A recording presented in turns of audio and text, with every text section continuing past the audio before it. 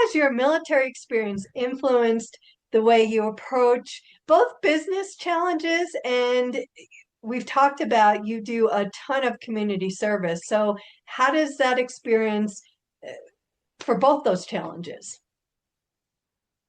I think for me, the military side of things very much gives me that will to, especially whenever there is a challenging item or things like that, it gives me that drive. Like I've still got that drive of the mission must be complete.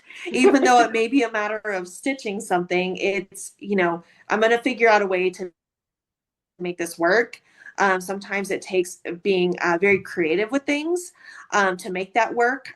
Also, the aspect of I do work a lot of hours.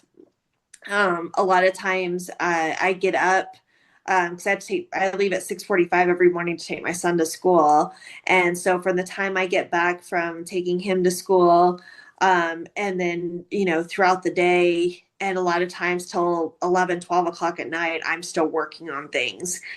So there's also that, not really having time off, and some of the things that are not necessarily good for you from the Right. military. I've also carried forward my somewhat need for energy drinks. So that, Okay.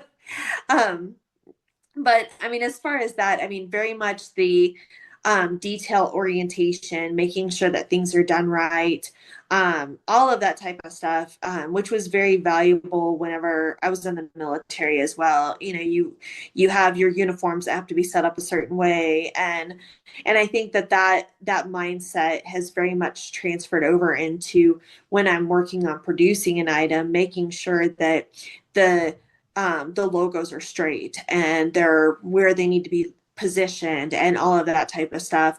And I also have a standard. If something doesn't meet a standard, it doesn't go out. I'll remake it or whatever the circumstance may be, but it will not go out if it doesn't meet my standards.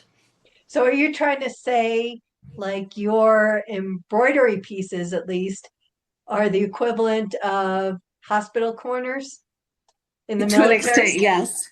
Making sure that everything is like just right where it needs to be. Your bed is made with hospital corners Yes. before it goes out.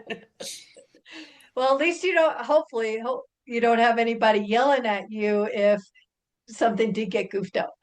Yes, and there's no tossing of my embroidery room whenever if something gets messed up. Although there has been a couple of times that projects have been like kind of thrown out of the way because I'm like, I need a break for a minute. I'll come back to it in a few minutes.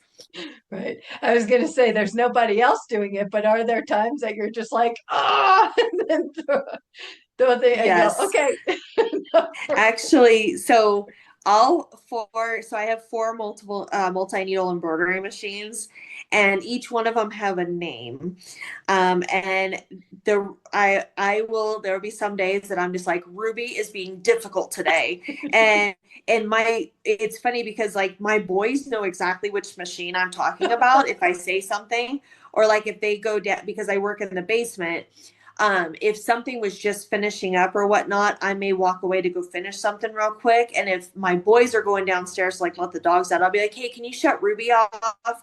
Or, whatever. But there's times that I kind of talk like I work with other people. But it's honestly my machines. It doesn't make me sound quite as crazy if I'm saying, instead of this machine has got an attitude today, it'd be like Rosie's got an attitude today. So none of them, so you have four machines, none of them are named Maggot, huh? No, Hey, no. Maggot, start working.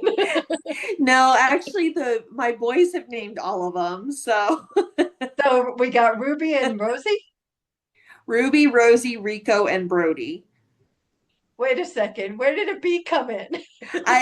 So Brody was my machine I got this last summer, and they were like, you have two girls and a boy already, so it needs to be a boy name, but then they couldn't find an R boy name that they liked. So it ended up with Brody. So Okay, so now you got two boys and two girls. yeah. Which one gives you the most problems? Uh I would probably combination. There's one of the Ruby and Rico are my two most challenging Okay. ones.